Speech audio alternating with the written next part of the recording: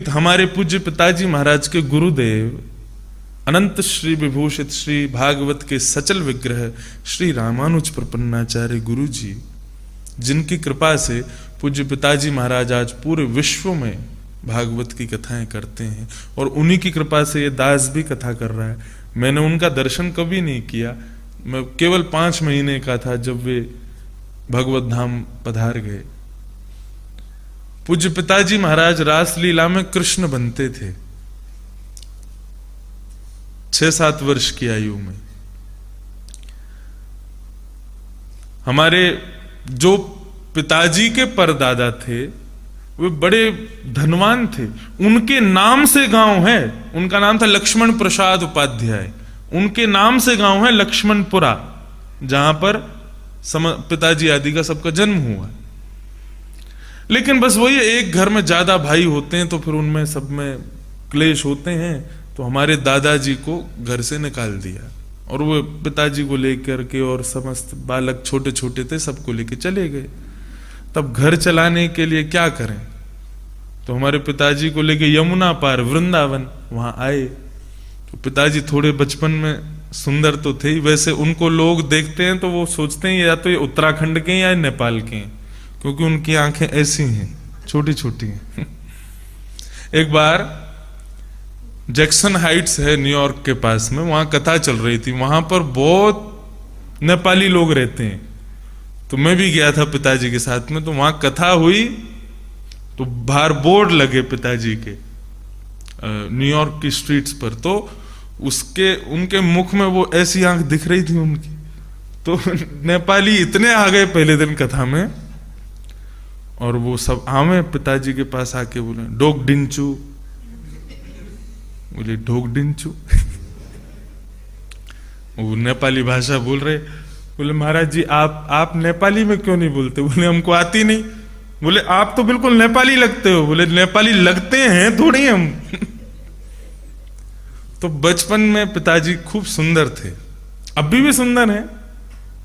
उनसे कोई कहता है गुरुजी आप थोड़े से अब पतले से हो गए, बोले पतले नहीं हम हैंडसम हो गए, वो बोलते हैं ऐसे।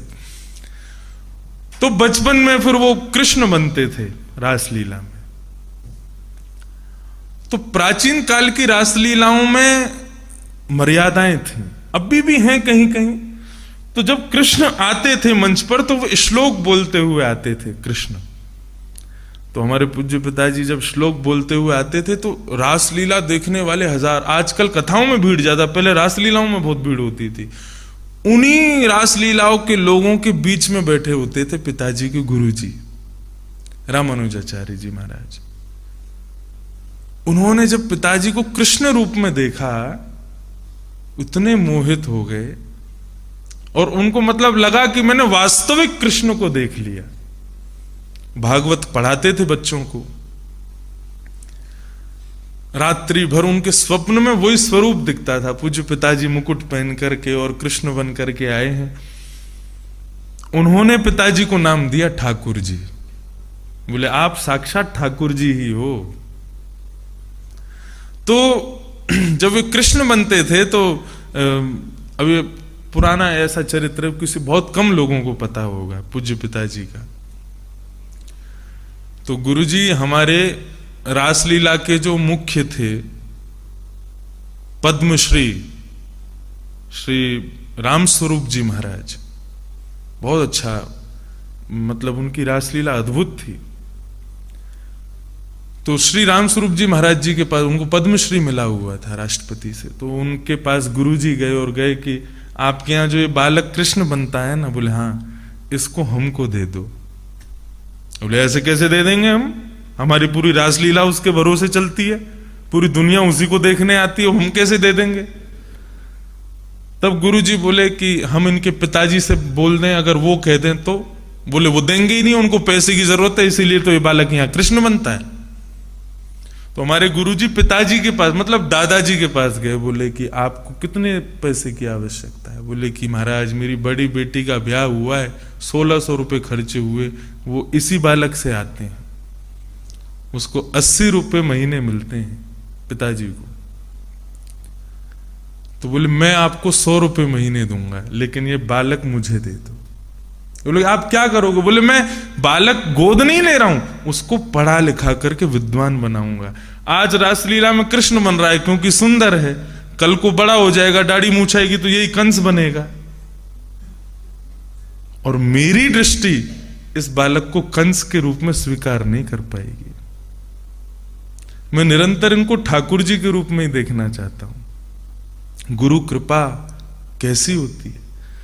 ये पहले शिष्य गुरु का रिश्ता होगा जहां गुरु ने पढ़ाने की तनख्वाह दी।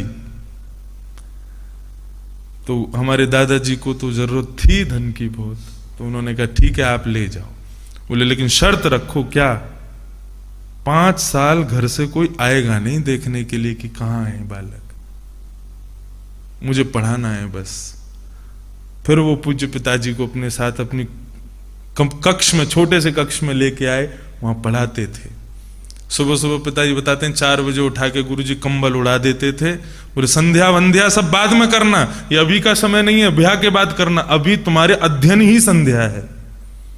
सुबह उठ करके 4 बजे से पिताजी बोले हम सूत्र याद करते थे, नहीं सुनाते तो गुरुजी खूब मारते थे, और फिर मार करके फिर रबड़ी भी खिलाते थे। बोले कि आज तुमको पीटा ना हमने, लेकिन ये याद नहीं करोगे तो कैसे चलेगा। तो ऐसे कराते कराते 15 वर्ष की जब आयु हुई तब दादाजी को बुलाया। बोले अब तुम्हारा बेटा विद्वान बन गया है, अब ले जाओ इसको और कथा करो। तो पहली कथा पूज्य पिताजी ने की मुंबई में। कैसे की? पहुंच गए मुंबई, एक मंदिर में गए, वहां पर कोई सेठानी जी थी, उनसे बोले मैया हमसे कथा करनी आती, आप करा लो। बोले कथा करनी आती? अच्छा बताओ, भगवान की छाती में लात किसने मारी? पिताजी बोले भृंगी ऋषि। बोले भृंगी नहीं, भृगु ऋषि। बोले हाँ वो अभी याद नहीं है, चलो ठीक है तुम ही सुनाओ कथा। तो दूसरे दिन से कथा हुई। पिताजी बोले हमारी पहली कथा में 15 लोग आते थे, जिसमें से 10 सोते थे, वो 5 सुनते थे।